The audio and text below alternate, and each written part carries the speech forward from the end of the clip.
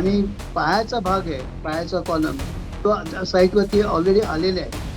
त्यामुळे साईटवरती आता पायाचं काम सुरू झालेलं आहे आणि स्टील फॅब्रिकेशन प्लॅन केले त्याप्रमाणे आता कम्प्लिशन करून नोव्हेंबर 26ला ही ॲक्युरेट डेट माझ्याकडनं मीच देऊ शकतो. तर मी स्वतः मेट्रोपॉलिटन कमिशनर आम्ही त्यांच्या डिरेक्टर्सना बोलवून घेतलं, त्यांना समजून सांगितलं तुमचे पैसे मिळतील. नमस्कार, मी संकेत आणि आपण पाहत आहात मुंबई आउटलुक. आज म्हणजे उद्या बाबासाहेब आंबेडकरांची 135वी जयंती आहे आणि त्या जयंतीच्या पार्श्वभूमीवर आपण चर्चा करणार आहोत इंदू मिलच्या स्मारका संदर्भामध्ये. ह्या स्मारकाचे जे मुख्य इंजिनियर आहेत किंवा प्रकल्प प्रमुख आहेत, प्रभू सर आपल्या सोबत आहेत. शशी प्रभू सर, तुमचं मुंबई आउटलुक मध्ये स्वागत आहे आणि धन्यवाद की तुम्ही आम्हाला वेळ दिलेला आहे. स्मारक जे आहे ते 2015 पासून म्हणजे सुरू झालं किंवा त्याचं भूमिपूजन झालं असं म्हणता येईल आणि 10 वर्षांपेक्षा जास्त वेळ गेलेला आहे. अजूनपर्यंत ते स्मारक उभं राहिलेलं नाहीये किंवा ते लोकांसाठी खुलं झालेलं नाहीये. काय अडचणी येत आहेत आणि त्यासोबतच हे स्मारक कधीपर्यंत लोकांसाठी खुलं केलं जाणार आहे? नमस्कार, मला काही करेक्शन करायचं होतं. आपण म्हणालात की स्मारक कुठच्या साली म्हणालात? 2015 साली या स्मारकाचं भूमिपूजन झालं. 2016. ऍक्च्युली काय झालं, मध्ये कोविड आल्यामुळे खरं प्रोजेक्ट सुरू झालं ते 2019च्या नंतर. त्याला रिवाइज अप्रुव्हल घ्यावं लागलं, आम्हाला परमिशन घ्यावी लागली, त्यामध्ये वेळ गेला. नंतर स्टॅच्यूचं मॉडेल 25 फुटाचं केलं, त्याचं अप्रुव्हल दिल्लीला जाऊन सगळ्यांनी बघितलं आणि ऑगस्ट 2023ला त्याचं अप्रुव्हल ऑफिशियल गव्हर्नमेंट ऑफ इंडियाकडनं आणि गव्हर्नमेंट ऑफ महाराष्ट्राकडनं मिळालं. नंतर सुरुवात झाली स्ट्रक्चरल सील आणि हे आणि कुठचं म्हणतो ते, आता जे काम चालू झाले ते बेस स्लॅबचं चालू झाले. आपण बघत असेल, मी तुम्हाला फोटो पण पाठवी. त्या फोटोमध्ये कळेल की बेस स्लॅब जवळजवळ आता सुरुवात झाली कॉन्क्रीट करून, ते पूर्ण होत आली आहे. बेस स्लॅबच्या आधी पोडियम आहे, अख्खा एक पेडेस्टल आहे मोठा आणि त्याच्यावरती बेस स्लॅब आहे. ती बेस स्लॅबच 1 मीटरची आहे. त्याचं कॉन्क्रिटिंग सध्या चालू आहे. ते पूर्ण 1 मीटर म्हणजे त्याची जाडी 1 मीटर आहे? नाही, एकंदर जाडी आहे 2 मीटर. आता 1 मीटरचं कॉन्क्रिटिंग आम्ही करणार आहे आणि मग सेकंड ह्याच्यामध्ये परत आणखीन 1 मीटरचं करणार. ते झाल्यानंतर बेस स्लॅब तयार होते, म्हणजे फाउंडेशन म्हणा, त्याच्यावरती स्टॅच्यू उभा राहणार. बरोबर. Statue time taken for the intensive nature of fabrication. त्याचं फॅब्रिकेशन आहे बाबासाहेब आंबेडकरांचा स्टॅच्यू बाहेरनं दिसणार आहे तसा स्टॅच्यू स्टीलमध्ये अख्खा तयार करून आणि त्याचं मग फॅब्रिकेशन करून तो उभा केला जाईल आणि त्याच्यावरती मग नंतर प्लेट लावून मग आंबेडकरांचा स्टॅच्यू लोकांना कळेल. बरोबर. कारण आतमध्ये स्टील करावं लागतं. तर स्टील अशा तऱ्हेने केलेलं आहे की त्याचं जवळजवळ लाईफ 100 वर्षाचं त्यांनी अँटिसिपेट केलंय. तर मेटॉलॉजिस्ट कडे जाऊन ते अप्रूव्ह करून आम्ही त्याचा एक निकष काढला की हे 100 वर्ष टिकू शकेल म्हणून. बाहेरनं स्टॅच्यू जरी आपण केला अख्खा आणि आतमध्ये रस्टिंग सुरू झालं, कारण समुद्राच्या जवळ आहे ते, पुन्हा पावसाळ्यामध्ये लाटा पण उसळतात, त्यामुळे त्याला हानी कुठे पोहोचू नये याची अत्यंत जोखमीची जबाबदारी आम्ही स्वीकारली. आता time taken for the nature of the fabrication वगैरे, त्याला जवळजवळ एकंदर 9 गर्डर्स आहेत मोठे साईटवरती आता आलेले आहेत आणि त्याचं एकंदर वजन म्हटलं, लेंथ म्हटली तर 7000 रनिंग मीटर आहे. म्हणजे 2100 फूट 2200 फूट होतं ते. आणि जवळजवळ वजन त्याच्या स्लॅबचं घेतलं आपण तर एकंदर ह्याला जवळजवळ 45 दिवसाचा 30 ते 45 दिवसाचा कालावधी लागणार आहे आपल्याला. तो कास्टिंग ऑफ बेस प्लॅन जे मी मगाशी म्हटलं ती 2026 पर्यंत, मे 26 पर्यंत पूर्ण आहे, म्हणजे आणखी 1-1.5 महिन्यामध्ये. नंतर मग स्टॅच्यूला लागणारं स्टील, आर्मेचर, फॅब्रिकेशन टोटल याचं 50% स्टील प्रोक्युरमेंट झालेलं आहे ऑलरेडी. आणि पायाचा भाग आहे, पायाचा कॉलम तो साईटवरती ऑलरेडी आलेला आहे. त्यामुळे साईटवरती आता पायाचं काम सुरू झालेलं आहे आणि स्टील फॅब्रिकेशन प्लॅन केले त्याप्रमाणे आता कम्प्लिशन करून नोव्हेंबर 26ला ही अॅक्युरेट डेट माझ्याकडनं मीच देऊ शकतो.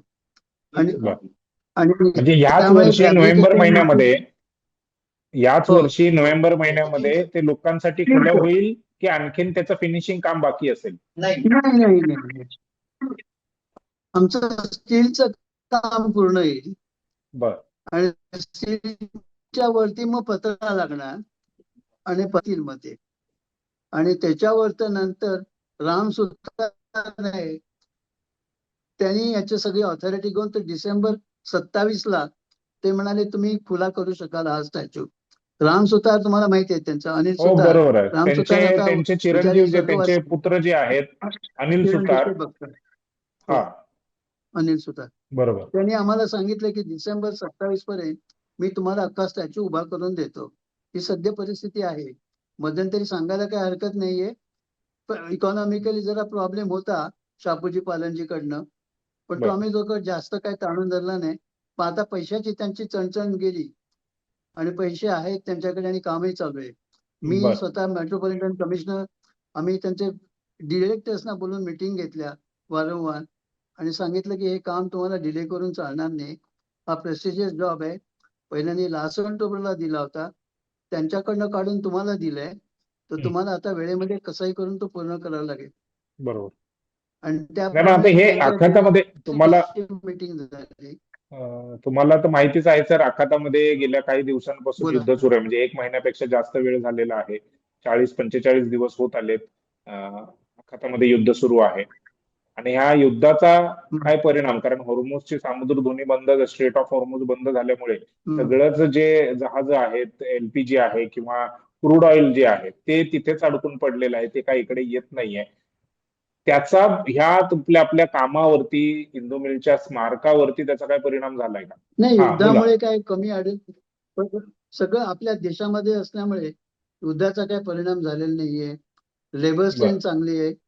आता सगळंच शापूजी पालनजीची अर्थव्यवस्था थोडी बिघडली होती, तर मी स्वतः मेट्रोपॉलिटन कमिशनर आम्ही त्यांच्या डिरेक्टर्सना बोलवून घेतलं, त्यांना समजून सांगितलं तुमचे पैसे मिळतील पण तुम्ही काम करा, तुम्हाला ऍडव्हान्स शासन काही देऊ शकत नाही.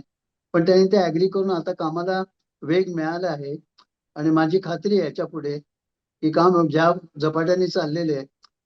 माझा साईटचा चीफ इंजिनियर अतुल कोटीकर माझ्या बरोबरच आहे आणि तो पण सांगू शकेल, कारण दररोज तिथे उभं राहून तो काम करतो. त्याचा पाहिजे तुम्ही त्याचाही इंटरव्ह्यू घ्या, कारण लोकांना खात्री नक्कीच पटेल आम्ही की काम खरोखर. मला तुम्हाला हे विचारायचं आहे की राजकोटमध्ये जो महाराजांचा पुतळा होता 2024 मध्ये तो पुतळा कोसळला आणि त्याच्यानंतर जो काही जनमानसांमधून जो संताप सरकारला सोसावा लागला, सहन करावा लागला, तर तशी घटना ह्या बाबतीमध्ये होऊ नये, कारण हे पण समुद्राच्या जवळ आहे, खारं नाही पाणी नाही, मी आहे, खारे तुम्हाला वारे आहेत. गॅरंटी देतो. आम्ही काय केलंय, विंड अनालिसिसला 120 मैलाचा वारा, 120 मैलांनी वादळ आलं तर तरी पुतळा पडणार नाही. फक्त तो डिफ्लेक्ट होईल थोडा, सरण एक 12 इंचानी. आणि त्याची प्रोव्हिजन, स्ट्रक्चरल प्रोव्हिजन आम्ही पुतळ्यामध्ये केली आहे आणि त्यासाठी एक्स्ट्रा पायलिंग पण केले. त्यामुळे ते काळजी घेतली, कारण पुतळ्याची उंची नाही म्हटलं तरी 50 मजली एवढी आहे. त्यामुळे कुठच्याही तऱ्हेचं रिस्क घ्यायचं नाहीये या बाबतीमध्ये. बरोबर. त्यामुळे मी कोणालाही खात्री देऊ शकतो की तशी घटना घडणार नाही इथे. आणि पुतळ्याचं जे मटेरियल असेल सर, ते कशा पद्धतीचं आहे? म्हणजे अगदीच आम्ही अनिल सुतार यांच्याशी देखील बोलणारच आहोत या सगळ्या संदर्भामध्ये. मला तुमच्याकडून जाणून घ्यायचं आहे, कारण खारं वारं आहे, रस्ट लागू नये यासाठी काय काळजी घेतली गेली? व्हॉइस आहे आयआयटी मुंबईचे मेटलर्जिस्टची टीम, त्यांनी पूर्ण कुठल्या प्रकारचं मेटल इथे सुटेबल आहे साईट कंडिशन प्रमाणे, ब्रॉन्झ कोणत्या म्हणजे ब्रॉन्झची कॅटेगरी आहे C903, आणि स्ट्रक्चरल स्टीलला रस्टिंग होऊ नये किंवा त्याला मेंटेनन्स करता यावं त्याच्यावरचं जे कोटिंग आहे ते कोटिंग पण आयआयटी मुंबईच्या मेटलर्जी डिपार्टमेंटनी रिसर्च करून आपल्याला त्याच्यावर रिपोर्ट देऊन ते रिकमेंड केलेलं आहे आणि आपण तेच मेथड इथे अडॉप्ट करतोय सर. बरोबर. म्हणजे तुमच्या एंडने हे काम या वर्षाच्या नोव्हेंबर पर्यंत होईल आणि नंतर मग पुतळा उभा करण्याचं जे काम आहे ते, आणि अर्थातच लोकांना ते खुलं केलं जाईल, त्याचं लोकार्पण सोहळा होईल. हा साधारणतः डिसेंबर 2027 पर्यंत होईल. म्हणजे अजूनपर्यंत आपल्याला 1.5 वर्ष वाट पाहावी लागणार आहे. 1.5 वर्षानंतर हे स्मारक जे आहे इंदू मिलचं, जे 2015 मध्ये ज्याचं भूमिपूजन झालं होतं, काय म्हणजे 2027 मध्ये मध्ये आपल्यामध्ये मध्ये पावसाळा येतो. आता आता मार्च, एप्रिल झाला, मे, जून. पण जून जुलै नंतर मला वेल्डिंग करता येणार नाही साईट वरती. बरोबर बरोबर. तर ते महिने आम्हाला धरावे लागतात. नाही, मग परत नैसर्गिक नोव्हेंबर पासून काही चालू. अडचणी पण आहेत. बरोबर आहे तुमचं म्हणणं. आणि साईट तुम्ही घेतली तर 12 एकर आहे. आणि जो मोठा वल्लभभाई आपला यांचा पुतळा झालेला आहे सरदार पटेलांचा, ते 1000 एकर जमीन आहे. आपल्या इथे 12.5 एकर मध्ये आपण बसवलं. सगळं फॅब्रिकेशन हे बाहेर करून आलं लागतं. तर फॅब्रिकेशन 3 ठिकाणी चालू आहे. एक दमनला चालू आहे, एक दुसरं भिलाईला चालू आहे आणि तिसरं पंजाबला चालू आहे. की हा कामाचा वेग वाढवण्यासाठी 3 ठिकाणी डिस्ट्रीब्यूट करून काम चालू केलेलं फॅब्रिकेशनचं पूर्ण, की जेणेकरून तो स्टॅच्यू पूर्ण फॅब्रिकेटेड होऊन या नोव्हेंबर एंड पर्यंत स्ट्रक्चरल स्टीलचं काम पूर्ण जवळपास झाल्याचं दिसेल. आणि मग त्याच्या पाठोपाठच आपल्याला जे ब्रॉन्झचं क्लाइडिंग जे रामसुधारांच्या स्टुडिओमध्ये बनतंय दिल्लीला, तिथे बनणार, तिथून कट करून परत इथे आणणार, परत इथे खाली असेंब्ली करणार आणि परत वेल्ड करून आपण वर लावणार परत. ही प्रोसेस जरा टेडियस आहे, लेंदी आहे, कारण कॉम्प्लेक्सिटी आहे त्याच्यामध्ये. आणि साईट कंडिशनला आपण वारा समुद्राच्या बाजूला असल्यामुळे वर काही लेवलला काम करताना थोडेसे डिस्टर्बन्सेस काही काळासाठी येतात, त्यामुळे थोडासा वेळ जास्त जातोय. नाही, नक्कीच वेळ घेऊनच काम करायला म्हणजे केलं पाहिजे, कारण घाई गडबडीमध्ये केलेलं काम जे आहे ते नंतर मग निकृष्ट दर्जाचं होतं आणि त्यानंतर मग जे काही कॉन्सिक्वेन्सेस होतात ते आपल्या सहित सर्वांना समाजाला ते भोगावे लागतं. त्यामुळे तसं होऊ नये. आणखीन 1-1.5 वर्षाचा वेळ गेला तरी हरकत नाहीये, परंतु तो पुतळा, ते स्मारक काळजी घेतली, आम्ही पूर्ण काळजी घेतली आणि ते काळजी घेऊन मी आता महिने सांगतोय. कुठल्याही स्ट्रक्चरल सेफ्टी कॉम्प्रोमाइज कुठेही होणार नाही याची म्हणजे प्रूफ चेकिंग 2-3 वेगवेगळ्या म्हणजे IIT बॉम्बे कडनं केलं, इव्हन IIT रुड़कीचे काही स्पेशलाइज प्रोफेसर होते त्यांच्याकडनं पण रिव्ह्यू करून घेतलं डिझाईन हे सगळं, आणि ते सगळ्यांनी त्याला कन्फर्म केलं, अप्रूव्ह केलं. त्याच्यानंतर आपण ते इमिडिएटली फॅब्रिकेशन चालू केलं. बरं. ठीक आहे सर, धन्यवाद. तुम्ही ही माहिती दिलीत आणि लवकरात लवकर, म्हणजे लवकरात लवकर असं म्हणणार नाही, परंतु जितकं शक्य होईल तेवढ्या लवकर हा पुतळा जो आहे किंवा हे स्मारक जे आहे ते लोकांसाठी खुलं करणं गरजेचं आहे. गेल्या बऱ्याच वर्षांपासून आपण त्याची वाट पाहत आहोत आणि तो क्षण येत्या 1-1.5 वर्षामध्ये आपल्याला अनुभवायला मिळेल. ही खात्री तुमच्याकडून आहे. त्यासोबतच सेफ्टी जी आहे त्या पुतळ्याची, त्या स्मारकाची, ती देखील तुम्ही घेतलेले सगळे नॉर्म्स तुम्ही पूर्ण करत आहात. अत्यंत अभिमानास्पद असा ह्या सगळ्या गोष्टी आहेत. धन्यवाद सर, तुम्ही आम्हाला वेळ दिलात. मुंबई आउटलुकला आमच्या प्रेक्षकांना इंदू मिल स्मारकाच्या संदर्भातल्या सर्व टेक्निकल बाबी ज्या आहेत, अडचणी ज्या आहेत, त्या तुम्ही सांगण्याचा प्रयत्न केलात. तुमचा आभार. धन्यवाद.